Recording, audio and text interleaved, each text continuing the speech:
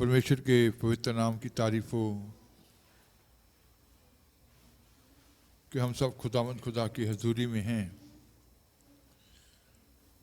और जैसे आप लोग पवित्र आत्मा के बारे में लगातार सीख रहे हैं, तो बीते सैटरडे हमने ये सीखा था कि पुराने नियम के लोगों के जीवन में पवित्र आत्मा जो था वो उनके संग था और उनके अंदर नहीं था। और क्यों नहीं था, ये हमने सीखा था कि उनके अंदर क्यों नहीं था। तो आज भी हम तो कुछ बातें सीखेंगे कि जैसे कुछ लोग ये विचार करते हैं, आपस में बहस करते हैं कि यीशु का आत्मा और पवित्र आत्मा दोनों एक ही हैं। कुछ लोग इस बारे में आपसी बहसबाजी करते हैं कि यीशु का आत्मा और पवित्र आत्मा दोनों क्या हैं, एक ही हैं। तो खुदा के वचन में कैसे आया हम सीखेंगे सारे के बारे में। तो जैसे उत्पत्ति स्टार्टिंग में हम सीख चुके हैं कि जैसे लिखा गया कि आओ हम आदम को अपने स्वरूप पर और अपने जैसा बनाएं, कि ये तीनों का कार्य था, पिता पुत्र पवित्र आत्मा का। तो यीशु का जो आत्मा है, बाइबल में उसको परमेश्वर का शब्द करके उसको वचन करके प्रकट किया गया। जैसे यूहन्ना 1:1 जब हम पढ़ते हैं, पढ़ेंगे।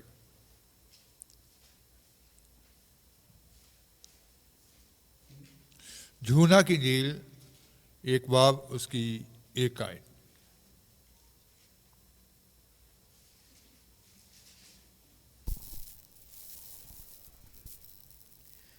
आदि विच शब्द सी और शब्द परमेश्वर दे संग सी अते शब्द परमेश्वर सी। आदि में वचन था और वचन परमेश्वर के साथ था और वचन परमेश्वर था। आदि में वचन था, वचन परमेश्वर के साथ था और वचन परमेश्वर था। आदि में, शुरू में क्या था? तो यीशु के आत्मा को खुदा का वचन करके यहाँ लिखा गया। जैसे जब हम तीसरी आयत भी पढ़ते हैं, तीसरी आयत भी पढ़ेंगे। सबो कुछ उस तो रचिया गया अते रचना विचों एक वस्तु भी उस तो बिना नहीं रची गई। सब कुछ उसी के द्वारा उत्पन्न हुआ और जो कुछ उत्पन्न हुआ है उसमें से कोई भी वस्तु उसके बिना उत्पन्न नहीं हुई। सब कुछ उसके द्वारा उत्पन्न हुआ है। सब कुछ उसके द्वारा उत्पन्न हुआ है और रचना जो की गई है सृष्टि की, एक भी वस्तु उसके बगैर उत्पन्न नहीं हुई। प्रभु यीशु मसीह ने भी ये बात कही थी। यूहन्ना की इंजील 6 बाब उसकी 63 आयत जब हम पढ़ते हैं, 63, यूहन्ना की इंजील 6 की। जीव दाता ता आत्मा है, मास तो कुछ लाभ नहीं। ਜਿਹੜੀਆਂ ਗੱਲਾਂ ਮੈਂ ਤੁਹਾਨੂੰ ਆਖੀਆਂ ਹਨ ਉਹ ਆਤਮਾ ਹਨ ਅਤੇ ਜੀਵਨ ਹਨ। आत्मा तो जीवनदायक है, आत्मा तो जीवनदायक है। शरीर से कुछ लाभ नहीं, शरीर से कुछ लाभ नहीं। जो बातें मैंने तुमसे कही हैं, जो बातें मैंने तुझसे कही हैं, वह आत्मा है और जीवन भी है। जो बातें मैंने तुझसे कही हैं वो आत्मा है और जीवन भी है। इसका मतलब है कि जो शब्द है, उसका जो बातें हैं, जो शब्द है, जो वचन है, वो आत्मा है और जीवन भी है।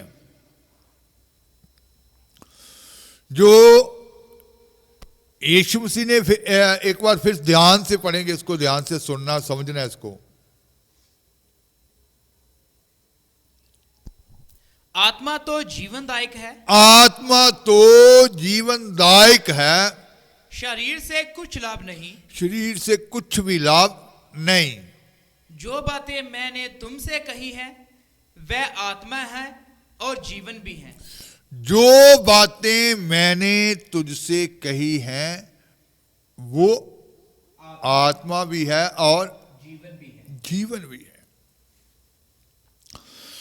इसका मतलब कि उसका जो शब्द है, उसका जो वचन है, ये आत्मा भी है और जीवन भी है। यही कारण था जब यीशु ने 4 दिन के मोए हुए लाजर को जीवित किया था, तो यूहन्ना की इंजील 11 बाब उसकी 43 और 44 आयत जब हम पढ़ते हैं तो वहाँ लिखा गया है, यूहन्ना की इंजील 11 बाब उसकी 43-44, ਇਹ ਕਹਿ ਕੇ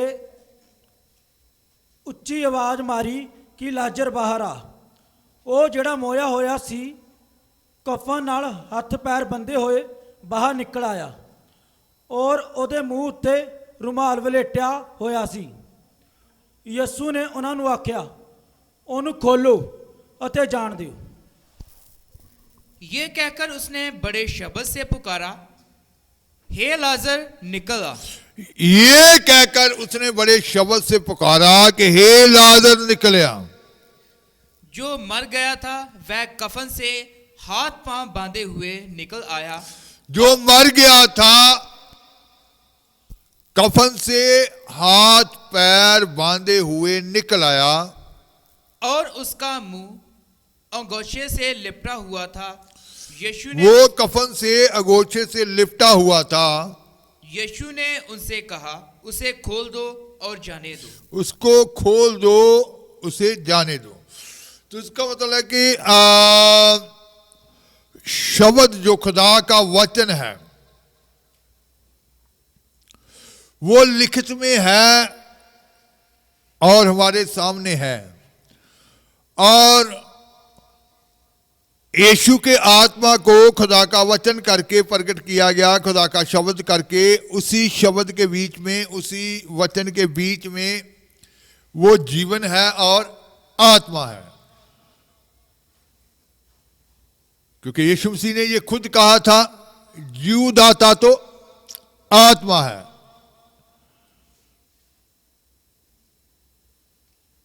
जीवदाता तो आत्मा है। उसी में क्या है? उसी में जीवन, उसी में आत्मा है और उसी में जीवन है। तो इसका मतलब है कि ये जो यीशु का आत्मा है, ये एक वचन करके प्रकट किया गया कि आदि में वचन था, आदि में शब्द था, आदि में खुदा का कलाम था, वचन था। तो यीशु के आत्मा में जो शब्द के तौर पर लिखा गया है कि वो शब्द था, वो वचन था, उसी में जीवन है और उसी में क्या है? आत्मा है। उसी कारण लाजर को भी जब कहा गया, वो शब्द जब निकला कि आए लाजर कब्र से क्या आ बाहर आ, तो जब कहा गया तो उसके बीच में क्या था? जो शब्द निकल कर गया उसमें, उसके बीच में क्या था? आत्मा और जीवन। आत्मा और जीवन। जीवदाता तो फिर से पढ़ेंगे उसको, आप समझे नहीं शायद उसको, 6 की 63 को। यूहन्ना की इंजील 6 बाब उसकी 63 आयत जो पढ़ी थी। हाँ, पंजाबी हिंदी दोनों में पढ़ दो। ਜਿਉਂਦਾਤਾ ਤਾਂ ਆਤਮਾ ਹੈ, ਮਾਸ ਤੋਂ ਕੁਝ ਲਾਭ ਨਹੀਂ। ਜਿਹੜੀਆਂ ਗੱਲਾਂ ਮੈਂ ਤੁਹਾਨੂੰ ਆਖੀਆਂ ਹਨ जो बातें मैंने तुझसे कही हैं, है ना? ਉਹ ਆਤਮਾ ਅਤੇ ਜੀਵਨ ਹਨ। हिंदी में आत्मा तो जीवनदायक है, आत्मा तो जीवनदायक है, शरीर से कुछ लाभ नहीं। शरीर से कुछ लाभ नहीं। जो बातें मैंने तुमसे जो बातें मैंने तुझसे कही हैं वह आत्मा है वह आत्मा है और जीवन भी है। यीशु की बातों को जब इंसान ग्रहण करता है, उसी के बीच में क्या है? आत्मा है। उसी के बीच में क्या है? जीवन है। और जो यीशु की बातों को रद्द कर देते हैं, जो यीशु की बातों को लेते नहीं है, जैसे भविष्यवाणियां होती हैं, खुदा का कलाम जैसे उनको सुनने को मिलता है, तो उसी के बीच में क्या है? जीवन और आत्मा। लाजर कैसे कब्र से बाहर आया? उसी में क्या है? जीवन और आत्मा। जब तक हम उन बातों को अपने अंदर नहीं ग्रहण करते, जब तक हम उन बातों को अंदर नहीं लेते, तो लाजर को कहा, यही कारण था कि लाजर कब्र से क्या हो गया? बाहर आ गया। और यही कारण है कि जो यीशु मसीह ने भी खुद कहे थे, यूहन्ना की इंजील 5 बाब उसकी 28 और 29 आयत जब हम पढ़ते हैं तो वहां जो शब्द कहे थे पढ़ेंगे। ਇਹਨੂੰ ਅਚਰਜ ਨਾ ਜਾਣੋ, ਕਿਉਂਕਿ ਉਹ ਘੜੀ ਆਉਂਦੀ ਹੈ ਜਿਹਦੇ ਵਿੱਚ ਉਹ ਸਭ ਜਿਹੜੇ ਕਬਰਾਂ ਵਿੱਚ ਹਨ ਉਹਦੀ ਆਵਾਜ਼ ਸੁਣਨਗੇ ਅਤੇ ਨਿਕਲ ਆਉਣਗੇ। ਜਿਨ੍ਹਾਂ ਨੇ ਭਲਾਈ ਕੀਤੀ ਹੈ ਸੋ ਜਿਉਣ ਦੀ ਕਿਆਮਤ ਲਈ, ਔਰ ਜਿਨ੍ਹਾਂ ਨੇ ਬੁਰਾਈ ਕੀਤੀ ਹੈ ਉਹ ਨਿਆਂ ਦੀ ਕਿਆਮਤ ਲਈ। लाजर यीशु मसीह ने आवाज दी, जो बातें मैंने तुझसे कही हैं उसी में क्या है? जीवन और आत्मा। तो बहुत सारे खुदा की बातों को रद्द कर देते हैं, तुच्छ जानते हैं, ठट्ठों में उड़ा देते हैं, ये तो ऐसे बोलते रहते हैं। इसी कारण उनके अंदर वो कार्य नहीं होता, इसी कारण उनके अंदर वो विश्वानी में फिर पूरी नहीं होती, क्योंकि उन्होंने स्वीकार की नहीं है। जो बातें मैंने तुझसे कही हैं उसी में क्या है? आत्मा और जीवन है। और हाँ जी पढ़ेंगे, इससे अचंभा मत करो, इससे अचंभा मत करो, क्योंकि वह समय आता है हाँ जी, कि जितने कब्रों में है वह समय आता है कि जितने कब्रों में है वह उसका शब्द सुनकर निकल आएंगे। उसका शब्द सुनकर, उसके शब्द के बीच में ही आत्मा और क्या है? जीवन है। उसके मुंह से निकली बातों के अंदर ही क्या है? आत्मा और जीवन है। जो बातें जितने कब्रों में है वह मेरा शब्द, मेरा वचन सुनकर क्या करेंगे? कब्रों से निकल आएंगे। जिन्होंने भलाई की है वह जीवन के पुनरुत्थान के लिए, जिन्होंने भलाई की है वह जीवन के पुनरुत्थान के लिए जी उठेंगे, और जिन्होंने बुराई की है वह दंड के पुनरुत्थान के लिए जी। जिन्होंने भलाई की है जीवन के पुनरुत्थान के लिए जी उठेंगे, जिन्होंने बुराई की है वह दंड के पुनरुत्थान के लिए जी उठेंगे। तो इसका मतलब है कि यीशु की जो बातें हैं, जो यीशु आज बातें हमसे करते हैं, जो कहते हैं, उसी के बीच में क्या है? आत्मा और जीवन है। यही कारण था कि पतरस ने यीशु मसीह को जो बात कही थी, यूहन्ना की इंजील उसका 6 बाब उसकी 68 आयत, हाँ जी 6 बाब उसकी 68 आयत, हाँ जी 68, हाँ जी। ਸਮੌਨ ਪਤਰਸ ਨੇ ਉਹਨੂੰ ਉੱਤਰ ਦਿੱਤਾ, ਪ੍ਰਭੂ ਜੀ ਅਸੀਂ ਕਿਹਦੇ ਕੋਲ ਜਾਈਏ? ਸੰਦੀਪਕ ਜੌਨ शमौन पतरस ने यीशु मसीह को क्या दिया? ये उत्तर दिया कि प्रभु जी हम किसके पास जाएं? हाँ जी, ਸੰਦੀਪਕ ਜੌਨ ਦੀਆਂ ਗੱਲਾਂ ਤਾਂ ਤੇਰੇ ਕੋਲ ਹਨ। सुदीपक जीवन की बातें किसके पास है? तेरे पास है। हिंदी में कैसे है? शमौन पतरस ने उसको उत्तर दिया, हे प्रभु हम किसके पास जाएं? अनंत जीवन की बातें तो तेरे ही पास हैं। हे प्रभु हम किसके पास जाएं? यीशु की बातें क्यों वो कहते कि हम यही बातें सुनेंगे? अनंत जीवन की बातें तो तेरे ही पास हैं, क्योंकि यीशु मसीह ने कहा था जो बातें मैंने तुमसे कही हैं वो आत्मा और जीवन है। हम किसके पास जाएं? अनंत जीवन की बातें तो तेरे पास हैं। तो यही कारण था कि पौलुस ने ये बात कही, रोमिया 1 बाब उसकी 16 आयत जब हम पढ़ते हैं तो वहां लिखा गया, पढ़ेंगे।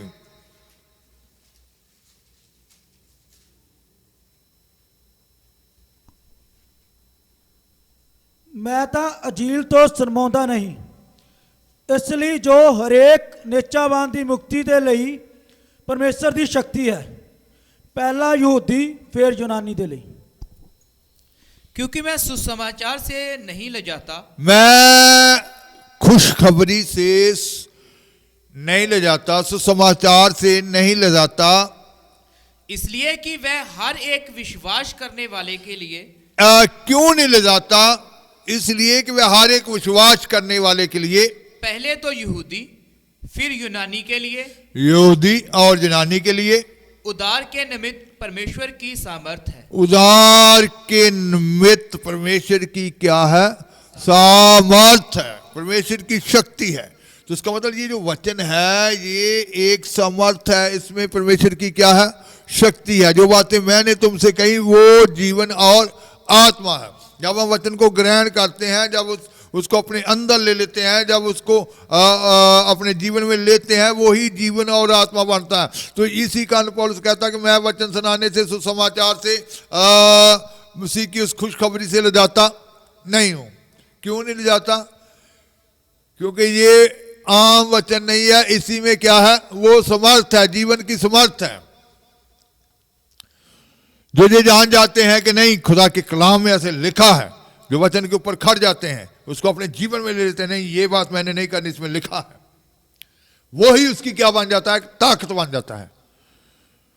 उसी में क्या है? समर्थ है।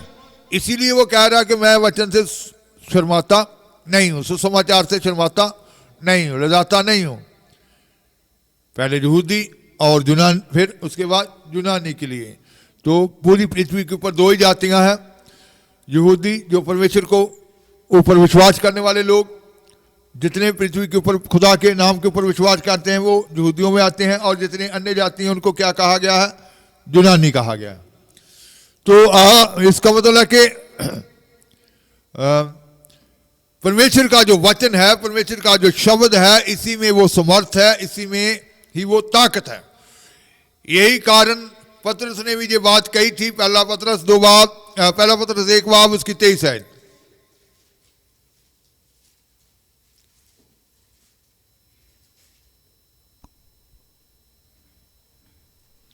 ਕਿਉਂ ਜੋ ਤੁਸੀਂ ਨਾਸਵਾਨ ਤੁਕਮ ਤੋਂ ਨਹੀਂ ਸਗੋਂ ਅਵਿਨਾਸ਼ੀ ਤੋਂ ਪਰਮੇਸ਼ਰ ਦੇ ਬਚਨ ਦੇ ਰਾਹੀਂ ਜਿਹੜਾ ਜਿਉਂਦਾ ਅਤੇ ਸਥਿਰ ਹੈ ਨਵੇਂ ਸਿਰੇ ਜਨਮੇ ਹੋ। क्योंकि तुमने नाशवान नहीं पर अविनाशी बीज से। पतरस क्या कह रहा था? तुमने नाशवान नहीं, ये वचन जो है नाशवान नहीं है। यीशु का आत्मा जो था वो शब्द के तौर पर प्रकट किया गया, लिखा गया, ये नाशवान नहीं है। तुमने नाशवान, हाँ जी, क्योंकि तुमने नाशवान नहीं पर अविनाशी बीज से परमेश्वर के जीवते और सदा ठहराने वाले वचन के द्वारा नया जन्म पाया है। तुमने नाशवान नहीं बल्कि अविनाशी बीज से। अविनाशी बीज, वो बीज क्या है? खुदा का वचन। अविनाशी बीज से परमेश्वर के जीवते और सदा ठहराने वाले वचन, परमेश्वर के जीवते और सदा ठहराने वाले वचन के द्वारा नया जन्म पाया। सदा ठहराने वाले वचन के द्वारा नया जन्म प्राप्त किया है। तो इसका मतलब है कि ये जो खुदा का शब्द है, इसीलिए लिखा गया था कि आदि में शब्द था, आदि में वचन था, वो परमेश्वर के संग था, वही परमेश्वर था, और रचना में एक भी वस्तु उसके बिना नहीं रची गई। इसका मतलब इसके अंदर ही वो जीवन है, इसके अंदर ही वो क्या है? आत्मा है। तो मसीह का आत्मा जो है वो एक शब्द है, वो एक वचन है। तो इसी के अंदर ही क्या है? जीवन और आत्मा है। तो जो कुछ भी किया गया था इसके द्वारा आज नया जीवन आपको मिला है। तो इसके ये नाशवान बीज नहीं है, बल्कि कौन सा है? अविनाशी, कभी भी नाश होने वाला नहीं। और इस परमेश्वर के वचन के द्वारा आपने जो नया जीवन प्राप्त किया है, तो इसका मतलब है कि वो नया जीवन खुदा के कलाम के द्वारा मिला है, जिसके बीच में क्या थी? आत्मा और जीवन था। यही कारण था कि लाजर कब्र से क्या हो गया था? बाहर आ गया। और जितने भी मुर्दे कब्रों से बाहर आएंगे वो यीशु मसीह के उस शब्द के कारण ही बाहर आएंगे। उसके बीच में क्या है?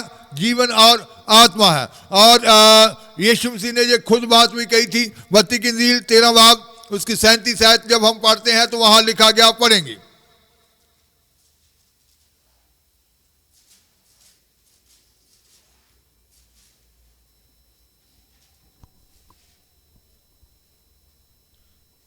ਤਾਂ ਉਸਨੇ ਉੱਤਰ ਦਿੱਤਾ, ਜਿਹੜਾ ਚੰਗਾ ਬੀਜ ਬੀਜਦਾ ਹੈ ਉਹ ਮਨੁੱਖ ਦਾ ਪੁੱਤਰ ਹੈ।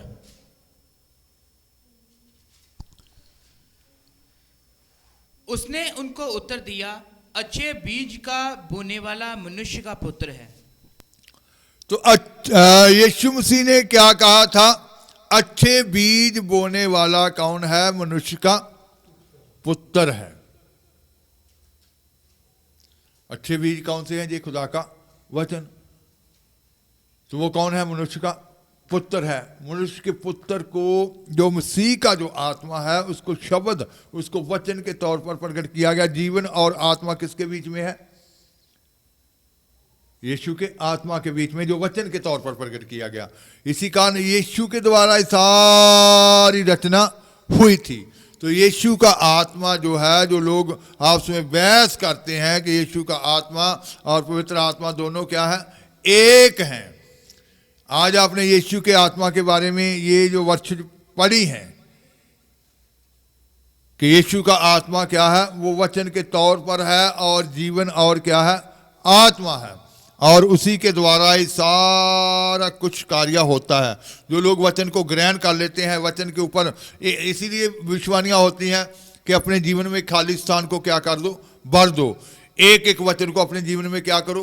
पूरा करो। जो लोग वचन को सुनकर उसके ऊपर अमल करते हैं, वो ही उसके लिए जीवन और क्या बन जाता है? आत्मा और जीवन। तभी पतरस ने ये कहा था कि जीवन की, अनंत जीवन की बातें तो तेरे पास है, हम किसके पास जाएं? तो इसका मतलब है कि वो बातों के अंदर ही वो समर्थ है, वो बातों के अंदर ही वो ताकत है, वो बातों के अंदर ही आपके लिए बल है। इसलिए जब विश्वानियां भी होती है, जब पूरी लगन से ध्यान से आप सुनेंगे, वो ही ताकत आपके अंदर कार्य करेगी। बहुत सारे लोग जब विश्वानी होती है आपस में बातें करने लग जाते हैं, तो वो बातें उनके अंदर फिर नेचा से उतरती नहीं है। उसको पूरी लगन से जब इंसान सुनता है दिल लगाकर, तो वो उसी के बीच में, यीशु की बातों के बीच में ही उसके अंदर क्या जा रहा होता है? वो बल जा रहा है। लाजर कब्र में है, 4 दिन का मुर्दा है। यीशु ने क्या कहा? आए लाजर कब्र से बाहर आ जा। वो ताकत कहां से निकल गई? उसके मुख से, उस शब्द के बीच में, उस वचन के जो उसके मुख से निकला था, उसके अंदर से वो ताकत निकल के गई। तो जो बंदगी में लोग आपस में बातें करते रहते हैं, बहुत सारे लोग क्या करते हैं कि रिश्तेदार का वेट करते, पहले उसके लिए जगह रखी होती है कि इधर आके बैठे, है ना, पास में आकर बैठे, फिर उससे क्या करनी शुरू कर देने? बातें। जो लोग आगे बढ़ना चाहते हैं, ये नहीं कभी संगति के बीच में ये नहीं सोचना चाहिए कि मैं अपने रिश्तेदार के, अपने जान पहचान वाले के पास बैठूं। जान पहचान वाले के साथ ही इंसान क्या करता है? बातें करता है। अगर आप अलग होकर बैठे हैं तो आपका ध्यान किधर रहेगा? यीशु की ओर रहेगा, खुदा की बातों की ओर रहेगा। आप पूरी लगन से क्या करेंगे? उस खुदा की बातों को ग्रहण करेंगे। जब आप खुदा की बातों को लगन से, दिल से ग्रहण करेंगे, वो ही आपके अंदर आत्मा और जीवन, उन्हीं बातों में आत्मा और जीवन है।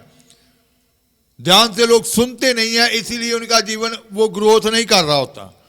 तो आत्मा और जीवन उसके पास, उसकी बातों के बीच में है, शब्द के बीच में है। खुदा के कलाम को, खुदा की बातों को दिल से सुनना है, तो फिर आपका जीवन उन्नति पाएगा, ग्रोथ करेगा, आप बढ़ेंगे। तो आज कुछ लोग क्या करते हैं कि वचन के टाइम ही आते हैं। कुछ लोग तो कहते हैं कि चलो कोई बात नहीं, हाजिरी लगानी है ना। जो बच्चा स्कूल में पढ़ता है, आप दोनों पीछे खड़े हो, थोड़ा खड़े हो ना, खड़े होकर बताना। आप स्कूल में पूरे पीरियड अटेंड करते हैं, जो आधे, वो पूरे क्यों करते हैं? स्टडी करने के लिए। अगर आप पूरे पीरियड अटेंड नहीं करेंगे तो फिर क्या होगा? स्टडी पूरी नहीं होगी। फिर आप खुदा के घर में क्यों नहीं पूरे पीरियड अटेंड करते? फिर लेट क्यों आते हैं? इधर आधे क्यों अटेंड करते हैं?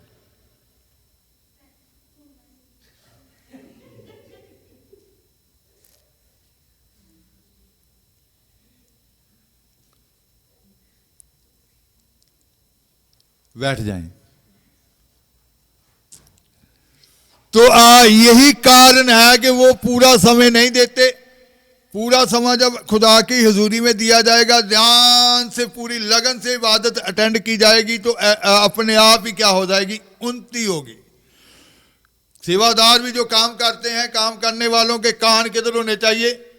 साउंड से जो आवाज आ रही है, उसे सुनने से, यीशु की बातों की ओर होने चाहिए, दुनियावी बातों की ओर नहीं होने चाहिए। सेवादार अगर काम करते दुनियावी बातें कर रहे हैं, फिर उधर की आवाज कभी भी ध्यान से सुन नहीं पाएंगे। लगन उधर होगी, तो अपने आप वो खुदा का कलाम, वो खुदा का शब्द जिसके बीच में क्या है, आत्मा और जीवन, वो आपके अंदर जाएगा, वो आपको क्या बनाएगा, पावरफुल बनाएगा, आपको उन्नति मिलेगी। तो यीशु का जो आत्मा था उसको शब्द के तौर पर, खुदा के वचन के तौर पर क्या किया गया, वो स्थिर है। और आज जो कुछ भी हम देखते हैं ये उसी शब्द के द्वारा रचा गया है, वचन के द्वारा रचा गया है, क्योंकि उसके बीच में क्या है, आत्मा और जीवन है। और पवित्र आत्मा के बारे में हम नेक्स्ट सीखेंगे कि दोनों में क्या अंतर है। कि जो लोग कहते हैं कि ये दोनों एक ही आत्मा है, एक नहीं है। खुदा का कलाम दोनों को अलग अलग तरीके से बताता है। फिर आहिस्ता आहिस्ता हम आगे सीखेंगे कि इनके अलग अलग अहदे क्या हैं इनके पास। कि जो लोग अधूरे ज्ञान में फंसे हुए हैं, जहाँ आपस में बहस करते रहते हैं कि नहीं एक ही है, ये खुदा जो था वो यीशु बन के आ गया, यीशु जो था वो पवित्र आत्मा बन के आ गया, ये सब एक ही है। तो पूरा जब सीखेंगे, पूरा ज्ञान जब हासिल करेंगे, फिर समझ में आ जाएगा कि नहीं ये सब अलग अलग हैं। तो यीशु के आत्मा के बारे में आपने ये समझा कि वो उसको शब्द के तौर पर, उसको वचन के तौर पर क्या किया गया है कि ये जो लिखित है, जिस उसी के बीच में इस आत्मा और जीवन में जो कुछ भी रचा गया है, जो कुछ बनाया जा रहा है, यीशु के आत्मा के द्वारा ही है। तो यीशु के आत्मा और पवित्र आत्मा में क्या फ़र्क है, इसको ध्यान से सीखना है इन दिनों में, और फिर आप आगे बढ़ेंगे। आंखें बंद करेंगे, दुआ की हालत में होंगे।